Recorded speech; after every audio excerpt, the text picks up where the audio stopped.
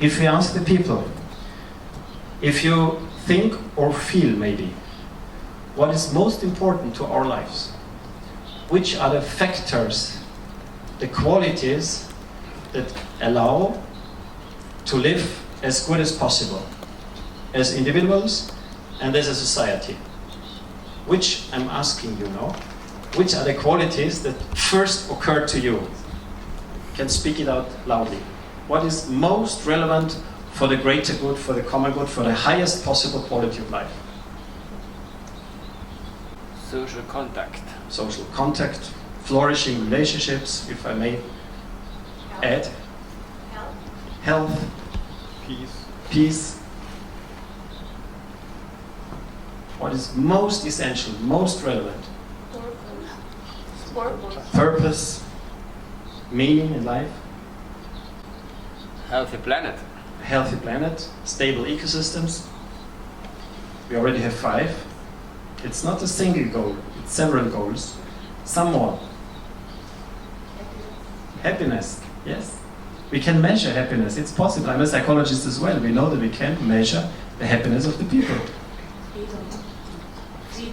Freedom, thank you. One more. Family. Yeah. Community. Flourishing relationships, absolutely essential for humans. Dignity, thank you very much. 9 we have. Culture. Whatever that means. Yeah. But there are 10. And Equality. Yeah. We have 10. Did anyone say money? Did anyone say capital? Did anyone say profit? Did anyone say SUV? Did anyone say yacht? Did anyone say private jet? It's very simple. Nowhere in the world one of these is ever mentioned because it's not a basic need. Common good is a value which exists in all cultures and not only in the Western world. Then we could adjust economic success measurement according to the existing overarching goal of economic activities. Starting with replacing GDP, that was the conference about, by a goal system for the economy which is democratically composed and legitimated by the people. And maybe just to take a quick look, how strong is the need? 5,000 participants in a conference in Brussels is a very strong signal that the need for alternative economic models, new economic models, is growing. There was already a predecessing conference in 2018, also in the European Parliament, but with by far less participants, with by far less irradiation and not at least that energy that we just lived a couple of days ago. Since 2018, the planetary boundaries chart, I think now all of you know it, has changed in one meaning. In 2018, 4 of the 9 planetary boundaries were crossed. Climate change, of course, is not the only environmental problem that we face, and we face more than 9. But these 9 ecological boundaries are just the most relevant ones. And that's already very telling. Climate change is probably the most known ecological problem, but there are 9 most relevant ecological problems, and the most dramatic one, the most dangerous one, is not climate change, but the loss of biodiversity, according to science. Climate change is extremely dangerous because the life, health and life of billions of people is threatened. But biodiversity loss is threatening even stronger. And what just happened in Ravenna or last time in Germany, these are just very first spotlights that life on this planet probably is getting less comfortable for one species that is not sufficiently connected to its ecological foundations and to its living foundations. And these ecological problems, they add to other crises that we are facing since many years now. And what we have been speaking about in Brussels is a poly crisis. I use the term a landscape of crisis, And this is just many more arguments that we really need these alternatives. And even a last analysis point, even before the pandemic rolled out, for the first time in the history of this survey, more than half of the people asked in diverse countries all over the world answer to the question, is capitalism the current model? Is it, of course, it's doing some harm, but probably the benefit it's bringing to people is by far bigger. And in 2020, that was just before the outbreak of the pandemic, for the first time in the history of that survey, 56% of the people answered no. We think that capitalism is doing more harm than he's bringing benefit to the people. So it's high time to think about alternative, future fit, sustainable, deeply ecological economic models. And I already mentioned some of them. There are more. And it's not so important which models will be the ecosystem of the economy of tomorrow, or part of the ecosystem of the economy of tomorrow, but we should study all of them. We should take a closer look, we should get to know them, we should implement them, and we should interweave them and make them cooperate. Economy for the Common Good is probably one of the younger initiatives. We only started in 2010, and what we try to offer is a truly holistic approach.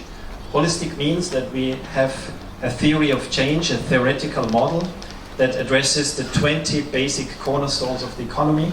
So it's not just a single issue approach, it looks at all fundamental brickstones of our economic order. Yes, we want to change, to transform the economic order, but at the same time we have started a lively movement. Currently there are 5,000 persons engaged in the movement. They are running companies, they are working in cities or in schools or at universities, and they're implementing what we call our real-life prototypes. A real-life prototype is different from the theory, is a practical instrument that is implemented successfully either by a company or a startup or a bank or a city or a school or a university. So far we have 10 of these prototypes. We will get to know them in a few minutes. And last but not least, I'm a political scientist amongst others, and I'm testifying with deep concern how democracy is declining in a global megatrend, not just in single countries, but in a global megatrend, approximately since the great financial crisis in 2008. No matter if you watch the reports of Civicus International or of VDEM, which is an institute at the Gothenburg University, Varieties of Democracy, there's a strong and sharp decline in the quality and in the depth of our ideally liberal democracies since 2008. And that's why we're not only thinking about the alternative content, but we are at the same time thinking about new democratic and participatory processes. And that's why I present a concept that I call sovereign democracy. I'm also a linguist, and I always mean what I say. And sovereign comes from Latin and means literally to stand above all. And the sovereign democracy just means that in a sovereign democracy, the people who are affected by the rules that govern a country have the final word in the decision of these rules. This is how we would like economics textbooks to start with. We would like them to start with questions such as, how is economy defined? What is the purpose of the economy? Which are the goals of the economy? How do we measure its success? And is the economy an end in itself, or is it just a means at the service of broader and greater contexts, such as the democratic society, such as the culture in which we live with its long-lasting values, or such as the ecological limits of this fragile planet? And after answering these fundamental questions with which an economics study should actually start with, we pose the question, what is the goal of economic activities? And our answer is, Well, the goal should be the common good. Why that? This, because first, we feel it. The economy is not an end in itself, it's an instrument, it's a means at the service of flourishing human societies. And it should promote and strengthen democracy. It should enhance the values that are enshrined in our constitutions, and it should respect and not cross the ecological limits of the planet. And regarding all this, it should first and foremost meet our basic needs. And if we put them all together, these are separate goals, it's not just one goal, these are many goals which have to match. And if you put it all together, then the result is, well, actually, in the end, the economy should serve the greater, the common good. And the economy should not be about money first and foremost. Because this is what some people at least think. And sometimes it's even what some economists teach, that the economy is about making money first and foremost. Running a business is about making profit first and foremost. And if a country is successful, we know if we look at its financial GDP, gross domestic product. And this is a completely different story about the economy. It's a different understanding of the economy. And we should have a free choice to prefer one or the other model. And interestingly, it was already Aristotle, 2,300 years ago, who distinguished these two different understandings of the economy.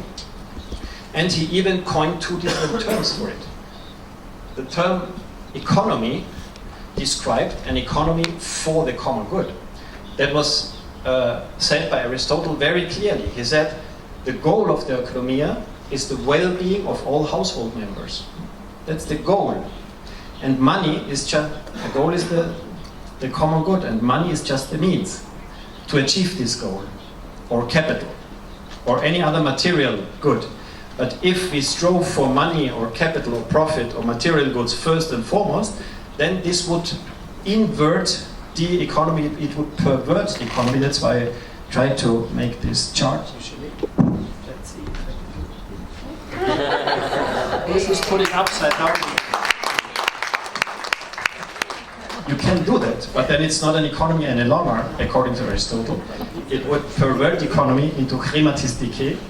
We don't use this term anymore today. We use the term capitalism. But did any student of economics or business administration learn that economy and capitalism are opposites? No, we didn't. But we should accept that as an historical fact from Aristotle. If we don't look at economics textbooks but at our constitutions in democracies, we see something different. We don't see that society or economy is about maximizing profit or about egoism or about competing against one another. What we see is solidarity, sustainability, dignity, and the common good. And there is no exception to that rule. There is no single constitution on the planet which enshrines capitalism, which says that the economy is first and foremost about accumulating capital or making profit. That doesn't exist. But we practice it that way. Not we, of course, but the mainstream still measures economic success not according to the goal, because this is our proposal. We understand that success has to be measured against the goal. And what are we doing here? We're measuring success against the means. And that's the system error that we discovered in the current model. We are measuring success according to the means. And that's methodologically flawed. Success has to be measured against the goal. And the goal of the economy is to satisfy our basic needs, respecting our fundamental values within the planetary boundaries. This is the definition of economy, which the Economy for the Common Good movement is offering in a scientifically published article, by the way. Because we did not find a proper definition of economy in economics textbooks. And with this definition, we know what the goal is, and then we can proceeds to measure the achievement of the goal. Our proposal is that in participatory assemblies, the common good product is composed. We have just done it in 2 minutes, but of course it would take a year or something. Then scientists would help us to operationalize these goals, because how do we measure peace? We could measure the number of wars that we have. That's an indicator which you can measure, and then you can see if you have more or less wars or military aggressions compared to last year. And you can do it with health, you can do it with happiness, you can do it with equity. We will do it with equity at the end of my presentation. And then you have a common good product, which is something essentially different from a GDP, from a gross domestic product. And it's the goal of the economy. Otherwise, it would not be. GDP is not a measurement of success of the economy. GDP is a measurement of success of climatistique/capitalism. But our constitutions say we don't want to have capitalism, we want to have economy.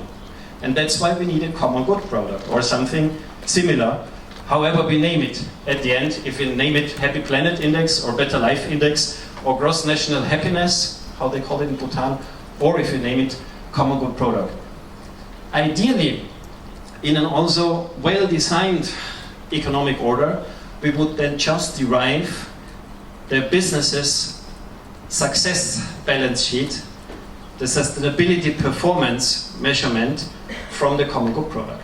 Asking every business, every city maybe, and every university even, what do you contribute to these 10, 15 or 20 democratically defined sub-goals of the common good? And we measure their contribution. And the more they contribute, the better they live. And the less they contribute, the harder we make them alive. This is the principal design thought that we have developed, because we want to keep things simple in order to not over-regulate, in order not to strangle-regulate business with too many new laws, which I will address in a minute. Jan brought me on that track.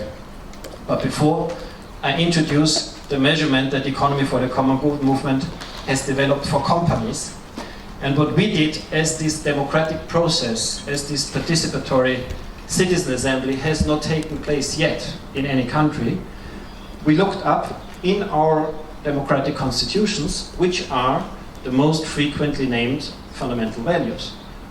And you said it. You said dignity, you said equity, social justice, solidarity, sustainability and democracy. And we ask organizations of all kinds, how consequently do you live these values according to all your stakeholders? And then there is a methodology which allows a score. This is quite important, because it's not only about sustainability reporting or ethical reporting, it's also about ethical scoring. In our case, what we did is we split up, let's say, human dignity in the working place. We split up in 5 aspects, like safety and security in the workplace, like experience of purpose and meaning in the workplace, like time flexibility in the workplace. Maybe 40 hours is not the best for everyone. Maybe some want to have a family, as I heard, and they only can work for 20 hours. Just for instance, co-determination, have a say in the decisions of the company, and diversity in the meaning to especially take care of disadvantaged people of all kinds. These are the 5 sub-aspects of human dignity in the workplace. And then you can describe, has the company made nothing? Then it gets 0 points. Has it done first steps? Then it gets some points. Is it already experienced? Then it gets more points. If it's advanced, it gets more points. And if it's the benchmark of the whole branch, then it gets most points. But very importantly, it's also possible that companies are really doing harm. It can be a weapon producer, it can be a nuclear power plant, it can be a company that is shifting all its profit to a tax haven where it doesn't pay any tax. And for that, we propose that the score can also be negative. And a company that scores negative will have a very hard life. And of course it gets a chance to improve. But if it resists to improve and it still shifts its profits to the tax haven, or it still profits from the violation of human rights in the supply chain, well, then we could say that this company is ethically insolvent. And then this company has to leave the market. And most probably, a small family-owned, regionally anchored, or even in its legal form, a società benefic, will have no problem at all to go into the green area. But a transnational corporation that is listed at the stock market and only committed to its shareholders will have a great difficulty to even get in the orange zone. And then the design of the market is at the service and aligned with the values of the society. These are the possible incentives which you can make negative and positive, but the good message is they already exist. We do not have to invent any new incentive, we just have to link reliably all touch points between the visible hand, which is the public hand, and private business in order to bring business to the desired pathway. There is a strong case for that. Which is it? The strong case for that is that today those companies who do best in ecological terms, in social terms, in human terms, in democratic terms, they have usually, not in all cases, but in most cases, higher costs, higher market prices, and a competitive disadvantage. And then those companies who care less in all these values. And this, in our view, is a system error. And we should correct this relationship. We should allow through intelligent incentives that companies that are protecting the climate, human rights and the like, that they have lower market prices than companies that are not respecting these values.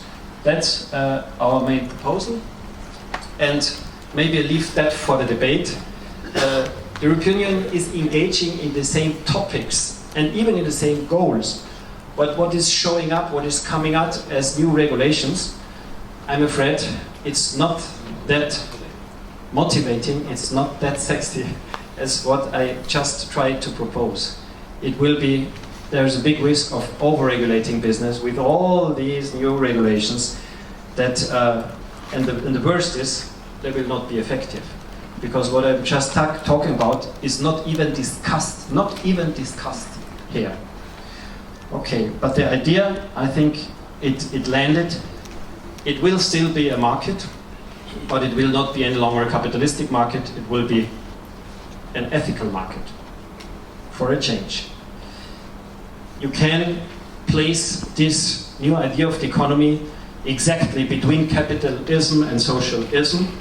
It will not be neither one nor the other, and it will be what Aristotle was talking about, at least as for values and principles. And I have to come to an end already. That's why I just mentioned that the model is by far more complete. We are envisioning ecological human rights. These will be a true game changer. We are envisioning, building on the donut, we are envisioning ethical world trade as an alternative to free trade and protectionism. Again, there is something in between. There is a third way. And we are envisioning that diverse property types are enshrined in our constitutions with limits and conditions for each. Well, so much for the model, and now the movement. And I already said there are many movements, and the greater movement is a growing worldwide meta movement. Ours is one of the many movements, and happily it's growing. It's comprising ever more companies, although we only started 12 years ago. Today there are 3,000 companies supporting the model, and of course we have members from the organic farming and food sector in diverse countries. Some members are both members of IFAWAM and also from the Economy for the Common Good. And as said, I just mention it because time is running. We are trying to develop practical instrument for all organizations of today's society, including